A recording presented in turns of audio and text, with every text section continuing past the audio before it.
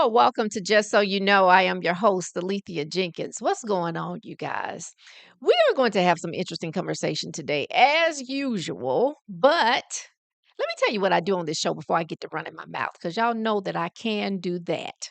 All right. So, what do I do on this channel? I encourage women to take accountability for their actions and I clear up a lot of the blurred lines that society throws at us because y'all know that out in the social media streets and just out in the real street, right is wrong and wrong is right these days. So somebody has to be the voice of truth. You can't handle the truth. So when they say, what is the truth?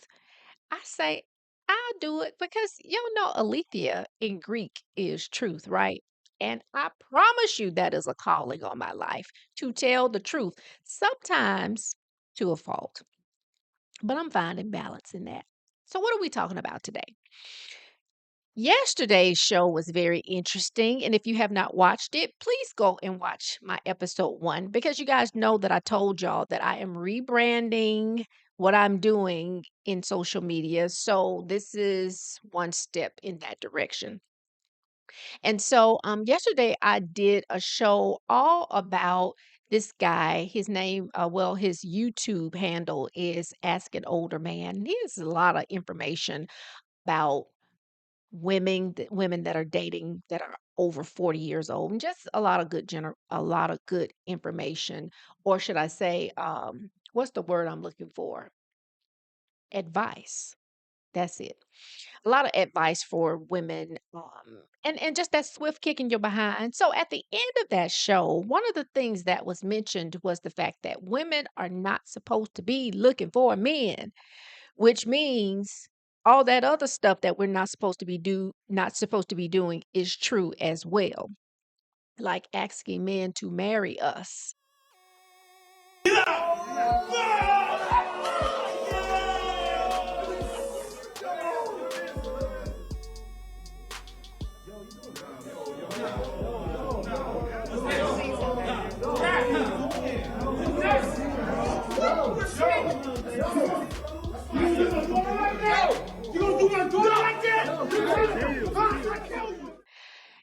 I think a lot of that stuff came along with this whole equality thing, but I don't believe that we're equal. I don't believe that we ever should be equal because there is no way that you are going to compare me to a man, right? I'm a little old bitty thing. I'm a little piece of leather, but I'm well put together. But I'm just saying, I don't know where we get that idea or those ideals from. I do know, like literally. But I'm saying, I don't know as in rhetorically. I don't know where we get that from. We are not equal. We are not the same. We are completely different, and we should have a different set of rules that apply to us, right? So I just wanted to kind of share my story and some things that I went through as I began to desire for a relationship and desire a mate. And I think that this could very well help a lot of women because remember, my platform here is all about accountability and not playing the victim. It's one of those things that we have gotten accustomed to doing because society says, oh, poor you. Mm, give her a pass. No, life does not give you very many passes. And if you've ever gotten any passes in life, thank your lucky stars because that generally is not how life works. And we need to just really get into the mode where we understand that that is how it works and pivot to what we need to be in order to have a life worth living. I mean, I don't know how to say it any other way. It's some hard truths that you're going to have to understand about life in order to matriculate to certain levels of maturity. Now, you can always stay a babe at life. I don't care how old that you get. You can stay a babe or you can accept some things about life and matriculate to some higher heights. And I think that that's in that little in that little place where you do that, that's where happiness is, in the balance, right? Because when you say, "I just wanna be stable," and, "I just want" you know how we say things like that? If you think about stability, stability is not static, it's not just sitting still, it is the balancing act of, um keeping things balanced. I don't even know how else to say it, you guys. You need a little bit of this and a little bit of that. Sometimes you got to move forward. Sometimes you got to move two steps back. You understand what I'm saying? Balance. All right. So I wanted to share a little bit about my story because I believe that this would actually help some people and some women come into the realization of some things that they really need to do in order to position yourself to attract the right man. All right. Of course, now I will say this. Now, I've had many, many, many conversations about this with my husband, and he tends to think about it in a different type of way because he's thinking about it from his experience, and I get that. So he doesn't really understand the whole, you know, looking for a man, praying for a man, that type thing. He don't really understand. All he understands is, or should I say to a certain degree, because he gets it from my point of view, from what I've told him.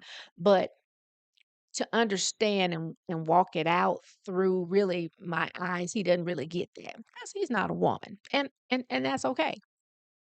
Actually, it's really good. I prefer it that way. But um he understands it from the point of view of just knowing. You just know. Okay, there's no need for me to do a whole bunch of a whole production about this thing. Why you got to be so dramatic? Why you got to pray and fall out? Why you got to do all these different things when you desire a mate? Okay, you meet people, or you got have someone that's in your heart that you desire to be with, and you just go be with them. If they're available, and what I'm saying, all the things are in alignment that need to be in alignment. But from a woman's point of view, we approach things differently. Don't you agree? We approach things differently than men. Again, this is why I say we are not equal.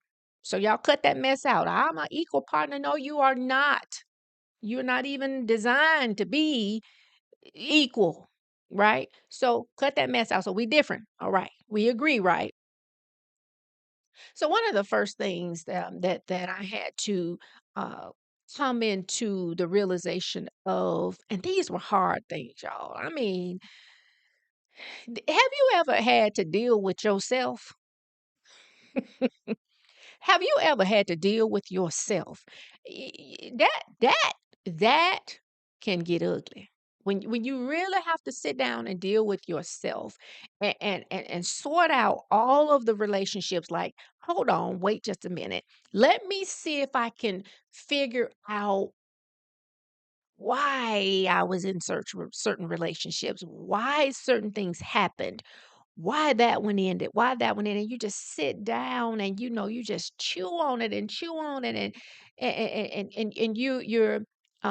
you're in the presence of God all the time. So it's always kind of you and him, because your thoughts, they will just about answer themselves if you walk it out, long enough. You could sit there and think through some things. I'm a thinker, right? Most women are. Now, I have some uniquenesses. I don't even know if that was a word, but I have some uniqueness with that. But I think for the most part, women, we think, we contemplate things, right? We're calculated for the most part. We like to sit down and chew on ideas. So one of the first things that I had to do is I had to deal with myself because I was positioning myself um, for marriage. I hadn't always been like that. There was a time when I wasn't thinking about marriage. I was just having a good time, to the point to where, I was in my youth. I was a little bit younger. I don't consider myself old at this point, but I was a little bit younger. So I had to sit down and deal with myself. And one of the things that I really had to deal with was my shortcomings. And we all have them. Majority, even when it comes to majority of women, if y'all listen to yourself and the way y'all think, The most things they do is find everything wrong with themselves. I never hear women talk about nothing good about themselves. As soon as they get in the mirror, this ain't fitting right. Unless This they don't get look that right. BBL. This don't do right. Even with that BBL, man, they still finding something else. That's why they getting more surgery. He said, Now, yours may be different than mine, but we all have them. And I had to say to myself, Alethea, you are positioning yourself for marriage. What are your shortcomings? Because when you don't look at your shortcomings, they show up as insecurities later. So you're like, I'm all right, I'm all right, I'm all right, I'm cool. I look better than her, I'm shaped better. No, no, no. These are not external things. These are internal things that are going on in your head space, right? So I had to deal with my shortcomings.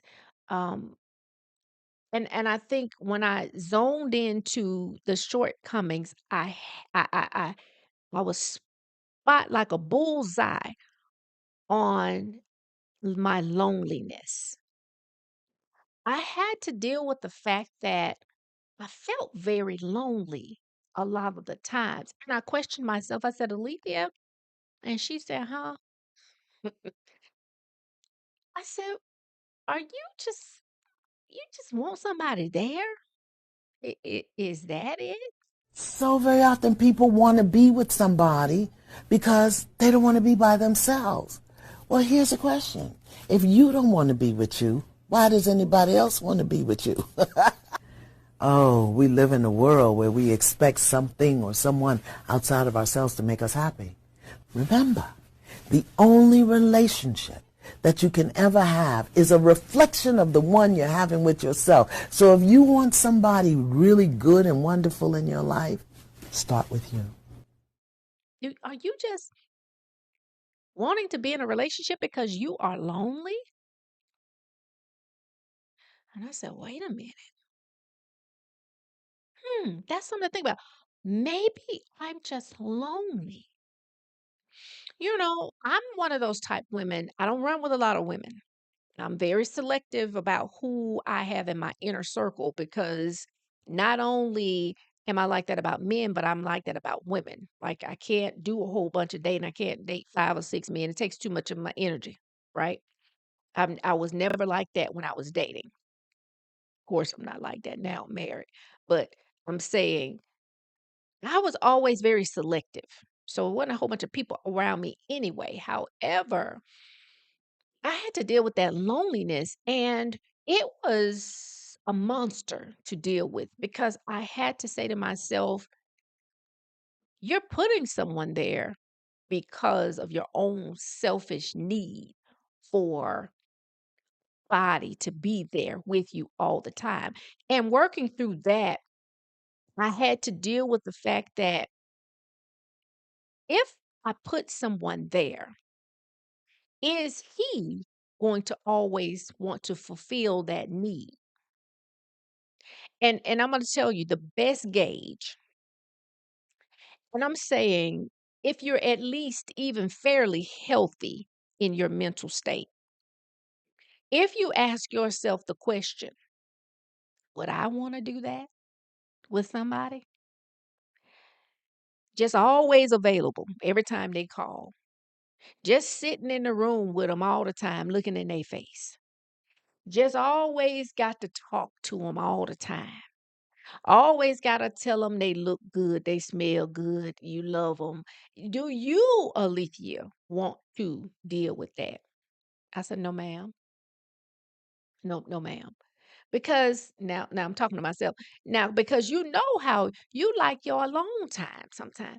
You like just getting up, getting your car keys, getting your little bag, and you going on out to wherever you want to go. You ain't got to tell nobody, say no, nothing to nobody about nothing.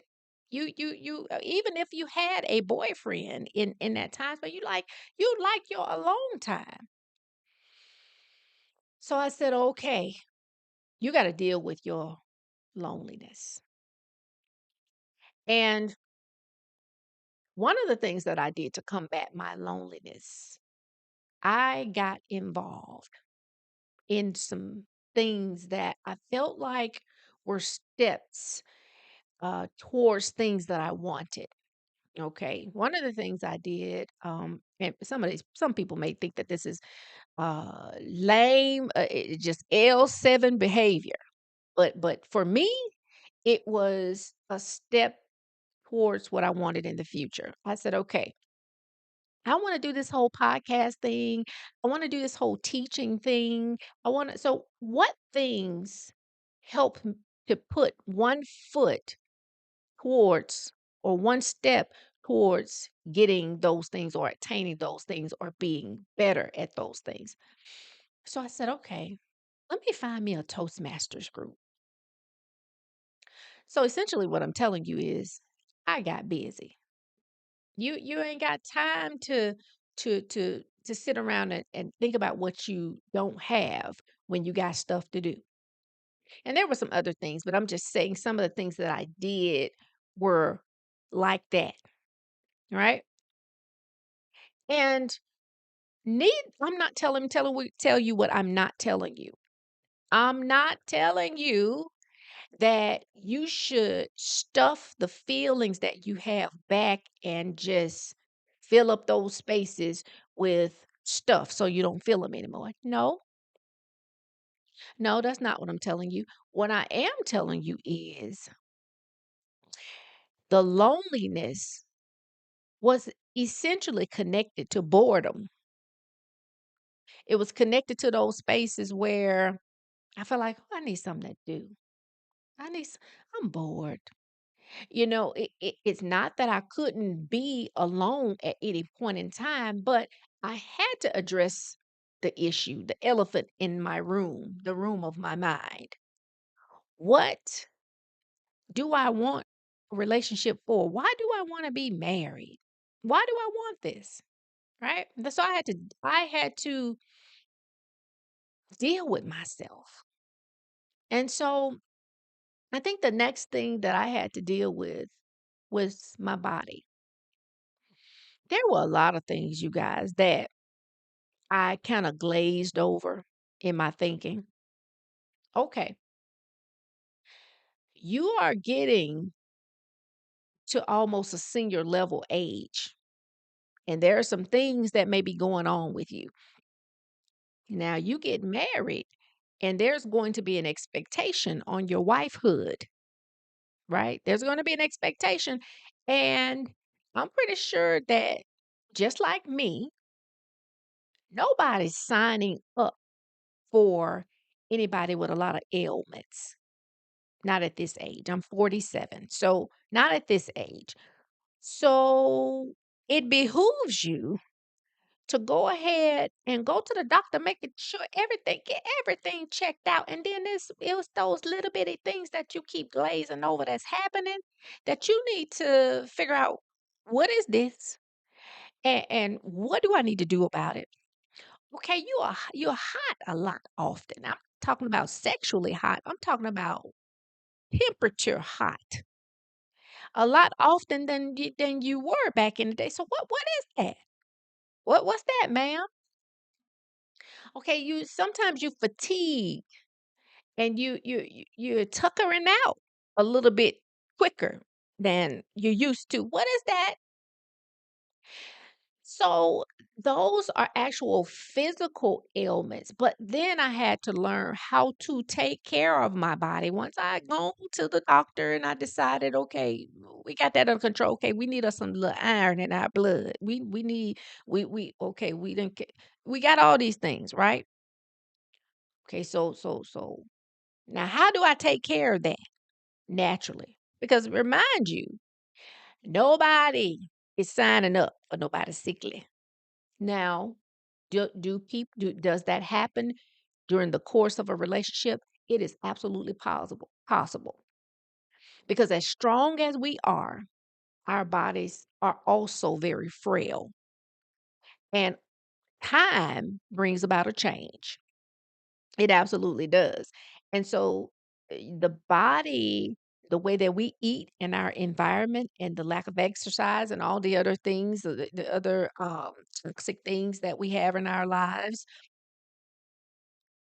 they break the body down. So we ain't living 150 years like back in the Bible days anymore. You with good health or whatever, you might live to 8 or 90. You at least reach 100, but that's not typical, right? So I had to address those bodily issues because I get married and then get around here and tap out on the man, right?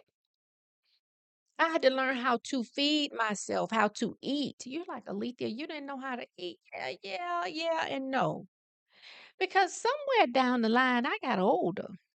Now, I had a pretty well terrible diet, just like everybody else. Now, these new wave of 25-year-olds, a lot of them are figuring out better eating practices earlier. But I was coming up in my late teens, early 20s in like the 90s, 2000. And we ate terrible. We ate pizza, we ate whatever, Taco Bell, Crystals, all the fast food, McDonald's, Burger King, all the good stuff. We ate it. And because I had the frame where I never had to worry about weight because I was active, and then some of it was just genetics, right? I didn't have to worry about no health, child. I took a licking and keep on ticking and worked and did whatever I needed to do.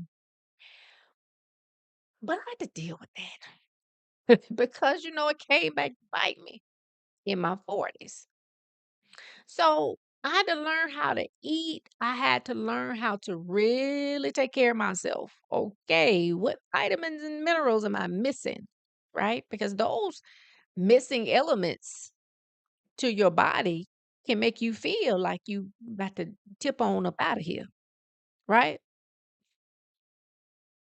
And so I think the next ugly thing that I had to deal with was my finances. My finances. Oh my! I'm not gonna say they were torn up, but I had bad habits. And I still battle bad habits. That's the one monkey on my back that is it constantly I constantly have to check myself. Wait, okay, wait a minute. Now you got two black leather skirts in your closet, my girl. What are you doing? So okay, you just bought a pair of shoes last week. What, can't you wear some of those shoes that you got? Now I'm not saying that I win all the time. Sometimes I give on in to temptation, but I do notice it quicker and I am able to what's the word? Maintain or to contain or to discipline myself, right? At this point, 'cause there was a point where I wasn't worried about it. I was just like, okay, I got it. I want it. I'm on it. That's what the nutrient. Okay, that's what we doing, y'all. Okay, let me copy those right there. Let me get those right there. That was I was that's what I was doing. But positioning myself for marriage and what I desired was to be a contributor to my household.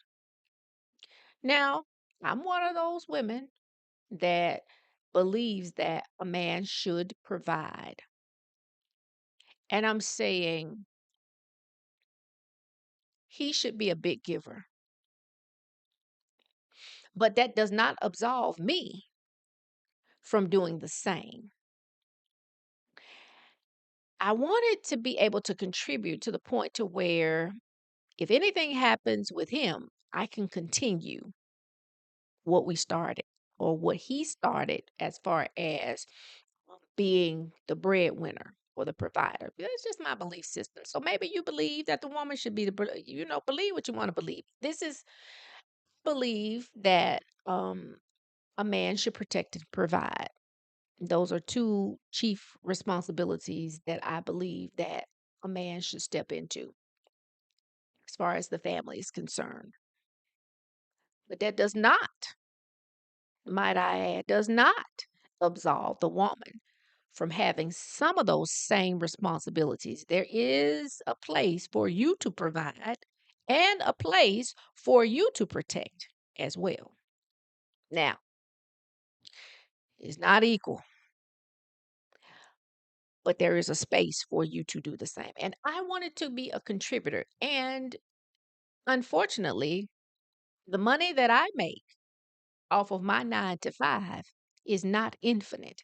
It is finite. So I had to deal with those and I had to learn how to forego some styles and some hair and some lashes, right? So that I could be positioned to where if he said, baby, I got laid off,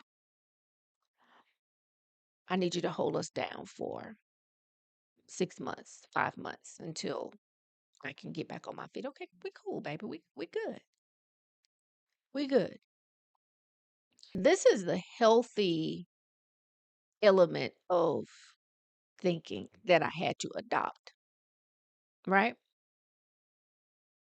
And then this is also attached to um, the shortcomings and attacking that loneliness. Like, what is that about? I really started to say, you know what? If I'm going to be by myself for this period of time until I am found, until I am discovered by my husband, I need to get busy. I need to get busy doing what I was put here to do because at the end of the day, somebody's going without something because I'm not doing it because of my unique qualities. Y'all see me on here in these YouTube streets. I am communicator. I am a communicator, and somebody wasn't getting communicated to all the while I was doing my foolery out here. And I'm saying the same thing to you too. What is your unique ability that you are not doing while you call yourself looking for a husband? So I started getting busy. I started getting busy in my love studying the Bible. I love talking to women and communicating with women, giving them tips and steps and things and sharing books. And I got busy doing that. Now, what I call that, would like to call it some form of ministry, but you ain't got to call it that.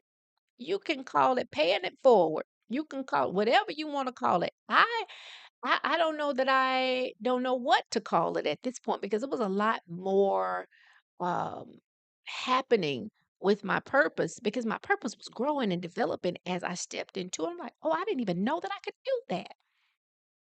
But had I not been positioning myself for marriage, I don't know if I would have got it together like that because I understood at some point, Alethea, you're going to draw what you are. You're going to pull in what you are. Some of those relationships that you were in prior, they were perfectly suited for you where you were. I'm in a relationship with exactly the same. The way they treat me, the way they cheat, the way they lie, the way they manipulate, the way they gaslight. And then I realized that I'm attracting men with the same pattern. And then I wanted to go deeper in that and I wanted to understand why. I know I deserve more. Why do I settle? And then when I did therapy, my therapist told me, you don't value yourself. You have no self-worth. And that's why you settle for anything. Crazy enough, when I meet the narcissist and we sit and connect, I feel like, oh my God, I've met him. It's not because we're soulmates. It's because that's the same shitty energy that I'm familiar with from before. So it feels like home.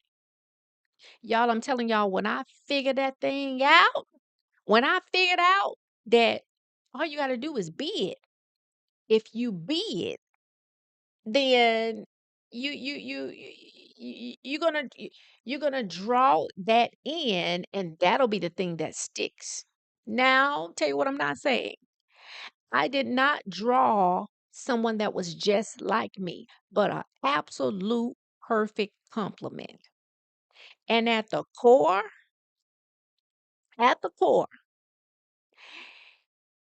we had a lot of value systems that are absolutely alike.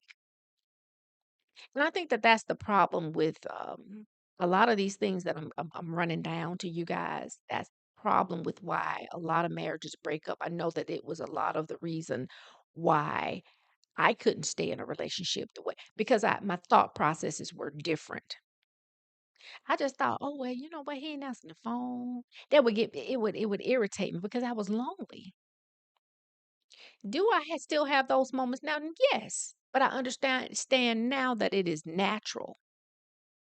But you can't depend on that one person. That's a lot of pressure.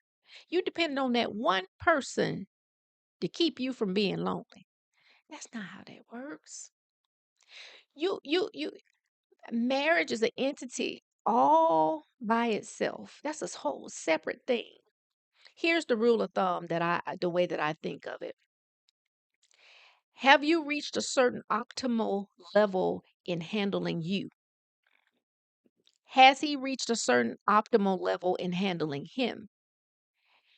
Now, y'all can come together and manage an optimal or get to an optimal level with this third entity that you gotta manage. It's like having a baby.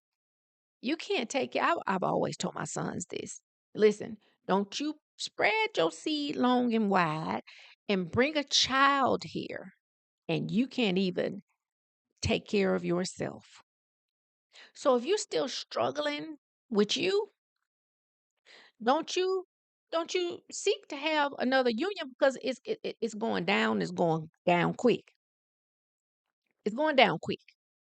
It's gonna easy come, easy go because you have not locked down the most important thing in the marriage, which is you.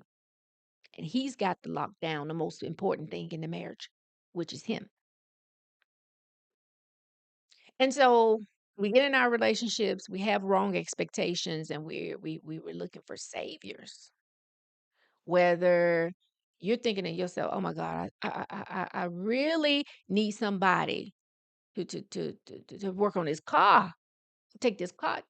What he thought, and then it turns out when he don't do it, you say, "Well, what kind of man is that? What kind of man is that?" The idea for marriage is that I want to share my life with somebody. I want to do life with somebody. And don't you know, doing life, even look at your life, look at the ups and downs that you go through just by your lonesome. Mr. Johnny, James, uh, uh, n- Terry, Carrot, they're not even there with you yet. Look at all the things that you go through in your life emotionally. Some days you feel up, some days you feel down. You don't think that when you bring two people together, that that's not going to require some major surgery on your psyche? Man, listen, this is not a game. This is not a game. And we tend to think that these things come easily. We got a whole, as women, we're funny. We're funny. We got a whole movie playing in our head uh, that has come to us through social media and movies. We're thinking that marriage is this way when it's all the way this way. Why do we do that to ourselves? It's like we set ourselves up for failure. So, what is the long and short of all this that I have just told you? I think that you've got to deal with yourself and your shortcomings, your insecurities, your esteem issues, what you think about yourself, what are you saying to yourself, all that stuff. What Joyce Myers called stinking thinking. You got to deal with that stuff before you partner up with anybody. Even before you even start going get friends, friend girls. You better get your headspace together. Because even friendships, you need a certain demeanor and attitude and energy about yourself before you started going to do that. Because friendship is not for the faint of heart. Relationships are not for the faint of heart. But you got to deal with yourself.